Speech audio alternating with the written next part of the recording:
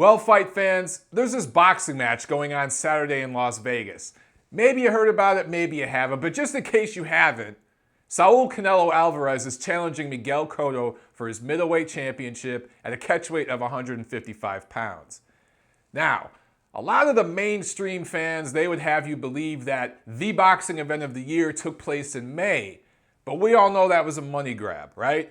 Boxing diehards, for the most part, are looking at Cotto-Canelo as the big boxing event of 2015. Not just because it's a great fight between two great fighters, not just because it's a possible passing of the torch from the last generation to this new generation, but because it's another chapter in the great, great book of boxing rivalry between Mexico and Puerto Rico.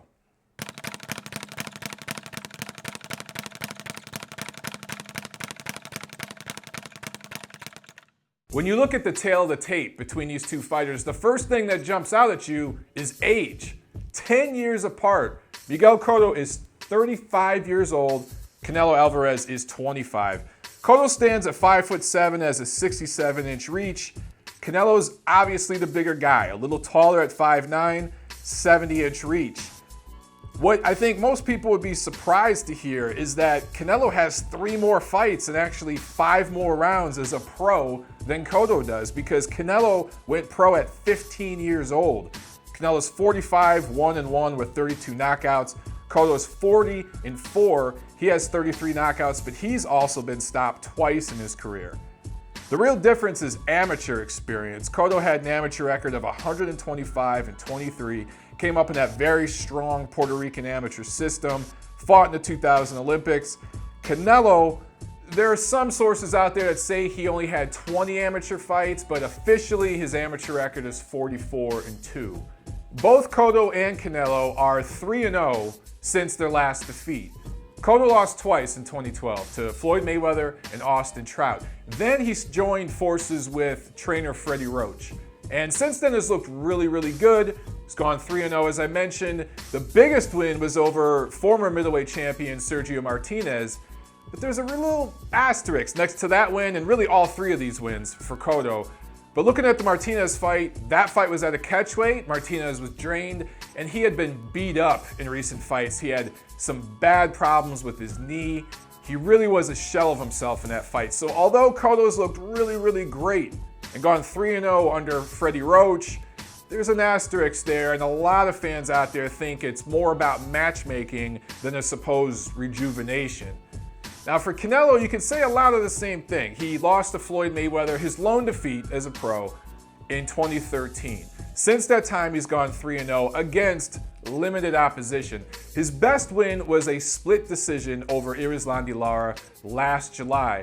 I was ringside for that fight, and I could tell you that many fans and many in the media thought that Lara won.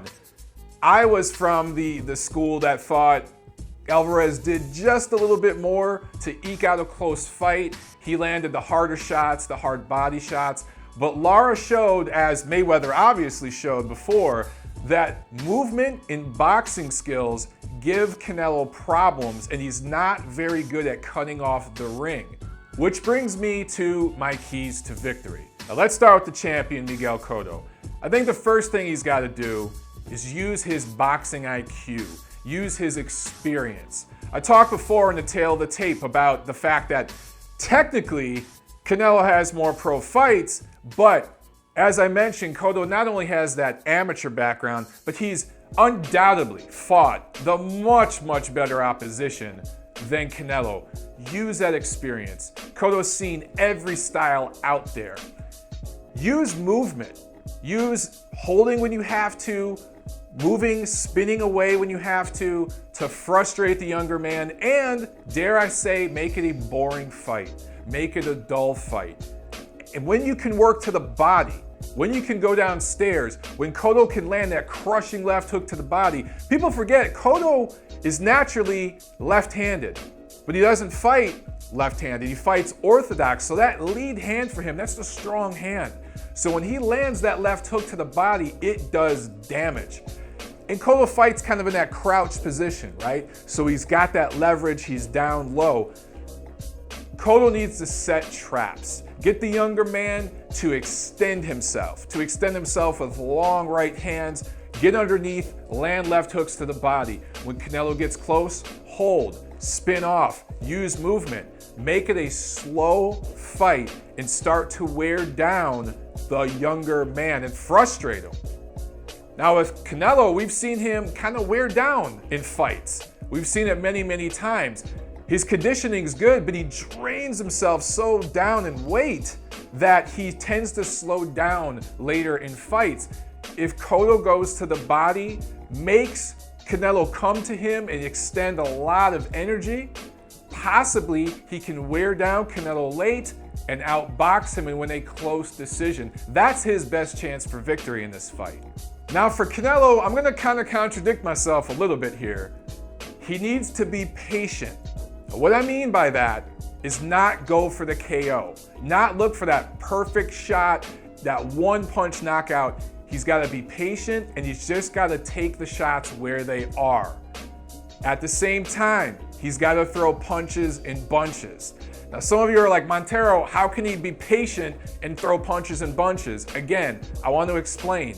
He needs to be patient when it comes to the knockout. He needs not to buy into the crowd. It's probably gonna be a pro-Mexican crowd. There's gonna be a ton of Puerto Ricans there, but Las Vegas, the fans, generally speaking, at least most of the fights I've attended, there's just a bigger Mexican fan contingency. So I expect it to be a pro-Canelo house. Canelo has to not let the crowd get to him. He has to be patient and just take the shots where they are. Land punches to the shoulders, the arms, the body, the chest. Don't headhunt. Don't go gunning for the knockout early because that's gonna play right into what Cotto wants. Cotto's gonna counter him. He's gonna be looking for that straight right hand that Canelo shoots, right? Now Canelo can try that right hand here and there, but I actually think the punch that's gonna work for him, especially later in the fight, is the uppercut. If he can get Cotto to reach over with some of those left hooks, especially when he's worn down later in the fight and doesn't have the same steam on those left hooks, you can time it, you can get the right angle, and you can shoot some right hand uppercuts. I think that shot, which is a really underrated punch that Canelo has, could help him in the later rounds. If Canelo just lands punches where he can early on, stays smart, defensively responsible, keeps his energy for later in the fight, because this thing is going to the later rounds, and wears down the older man. He is 10 years older. He's been in a lot of wars.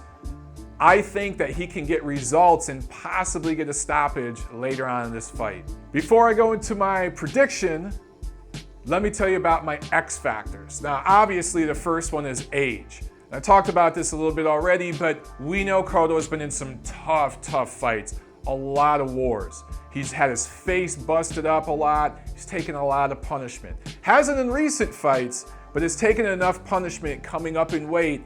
He's going up against a guy that maybe second to Antonio Margarito is probably the biggest, strongest, physically hardest hitting fighter he's ever faced in Canelo Alvarez. So that age, obviously, that's a big factor.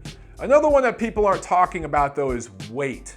And that's why, I make these predictions a week or so ahead of the fight, and then you see the weigh-in, and sometimes that really changes the dynamic of the fight. We won't know until Friday, but if Canelo has any problems making weight, that will significantly impact this fight.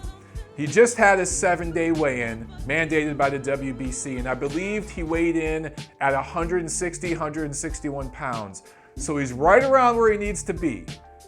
If Canelo easily makes weight and doesn't have any problems, then this isn't an X factor. If he struggles and he looks bad at the weigh-in, weight becomes a big factor in this fight. Cotto has Freddie Roach in his corner. He's a Hall of Fame trainer, one of the best. He's got a lot of haters out there. Freddie's got his share of haters, but all the guy does is make champions. Look what he did with Victor Postol earlier this year. Who knew Postol could punch like that late in the fight and stop a guy who was considered to be one of the biggest badasses in the sport, Lucas Matisse, right? Roach knows how to make adjustments. And Cotto has different levels to his game, and he's no doubt going to be making adjustments in the fight. Now, whether his 35-year-old body is capable of doing those adjustments remains to be seen, but that corner knows what's going on and what Canelo's going to bring. Now, on the opposite side, Canelo's corner, to me, hasn't shown the ability to make adjustments yet. I think that could play a factor. If Cotto looks really, really good, puts some early rounds in the bank, we start getting to the middle, later rounds, and it's very, very close, and Cotto's slightly ahead, will Canelo's corner panic? That's an X factor for me in this fight. Which brings me to my prediction.